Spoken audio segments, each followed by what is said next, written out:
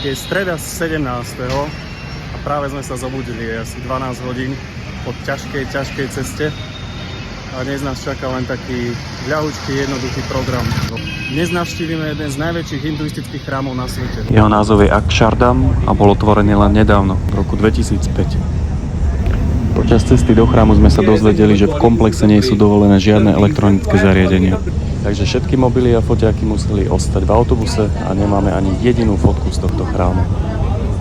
Tu už ideme ponad rieku Yamuna, ktorá je jednou z troch najvýznamnejšých riek v Indii. Keďže toto je jediný záber chrámu Akshardham, ktorý sa mi podarilo spraviť, pridávam aspoň pár fotiek z Google, aby ste videli, aká nádhera nás v tomto komplexe čakala.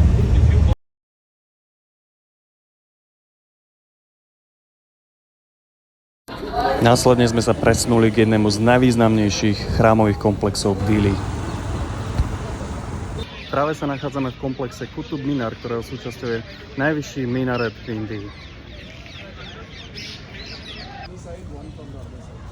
Minaret bol postavený ako symbol víťazstva moslimov nad hinduistickým vládcom.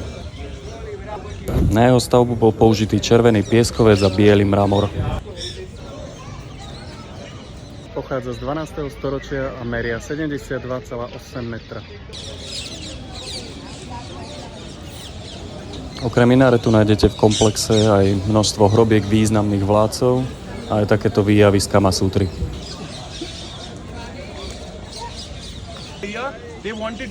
Zaujímavosťou je aj tento kovový stĺp, ktorý aj po 1700 rokoch odmieta korodovať.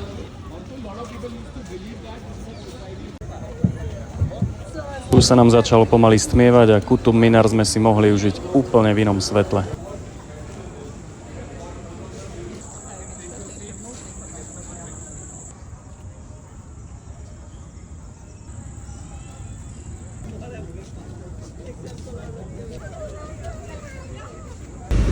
To cestou späť na hotel nás čakala tradičná indická zápcha, kedy aj 5 km vzdialenosť dokážete prejsť za 1 hodinu.